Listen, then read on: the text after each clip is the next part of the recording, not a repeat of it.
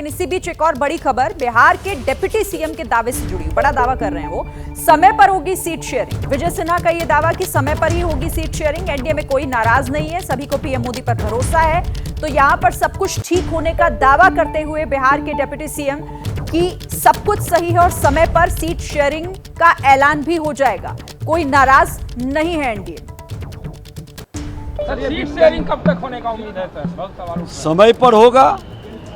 सक्षम नेतृत्व निर्णय लेने में हर तरह से सक्षम है और उचित समय पर यह निर्णय हो जाएगा।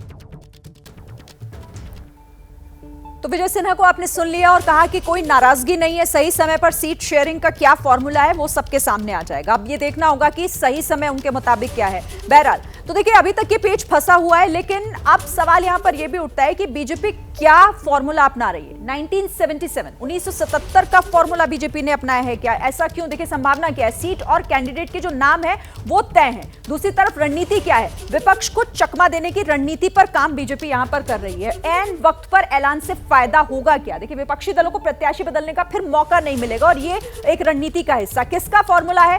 कांग्रेस का। सीक्रेट कैंडिडेट किसकी सीख? इंदिरा गांधी की। ये फॉर्मूला कहां से उठाया गया, इसके पीछे की पूरी मंशा क्या है और किससे फायदा हो सकता है, ये आपने समझा।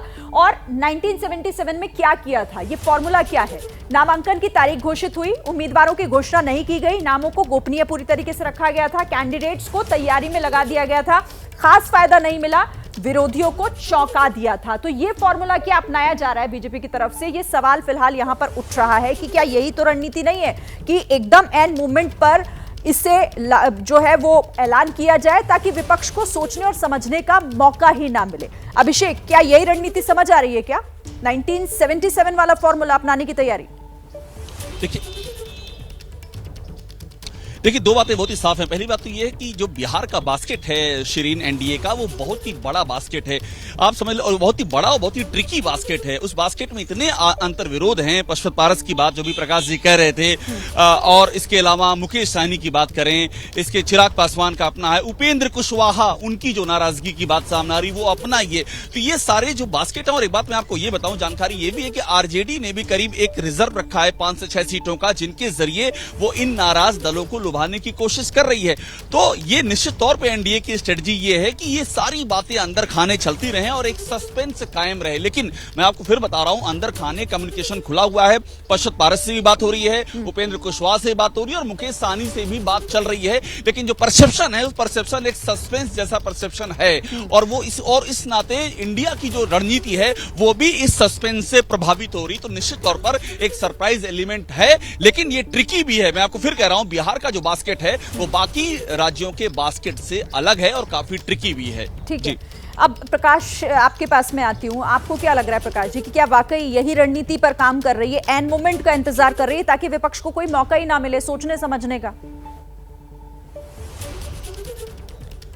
देखिए, ये बात तो तय है कि तेजस्वी यादव बड़े ही सधे कदम से आगे बढ़ रहे हैं और उसमें खास बात यह है कि जितने चरण में चुनाव होंगे उससे एन वक्त पहले अपने कैंडिडेट का नाम की घोषणा कर सकते हैं अगर बात बन जाती है कांग्रेस पार्टी और लेफ्ट पार्टी के बीच में। ये बात भी सही है कि उन लोगों की ये कोशिश है कि मौका न दिया जाए और जो कैंडिडेट हो अचानक चौंका दे, क्योंकि जाति का समीकरण भी बहुत मायने रखता है। ऐसे में एनडीए की तरफ से भी ये कोशिश है कि सीटों का बंटवारा का ऐलान भले ही साथ हो जाए, लेकिन उम्मीदवार जो हैं वो धीरे धीरे उसे भी उतारा जाए ताकि मुकाबला जो हो वो कांटे का हो, टक्कर हो। और उम्मीदवार से बहुत कुछ डिपेंड करता है कि अगर आप किसी उम्मीदवार को रिपीट करते हैं तो उसमें क्या लोगों में उस तरह को नाराजगी है या किस तरह की बातें, क्या वो मुद्दे उभर कर सामने आएंगे।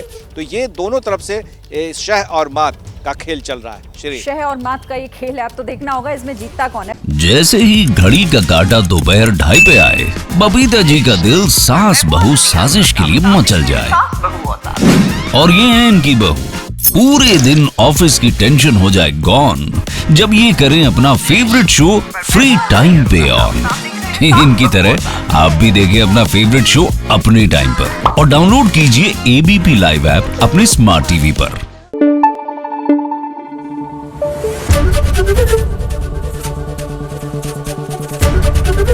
एबीपी न्यूज आपको रखे आगे।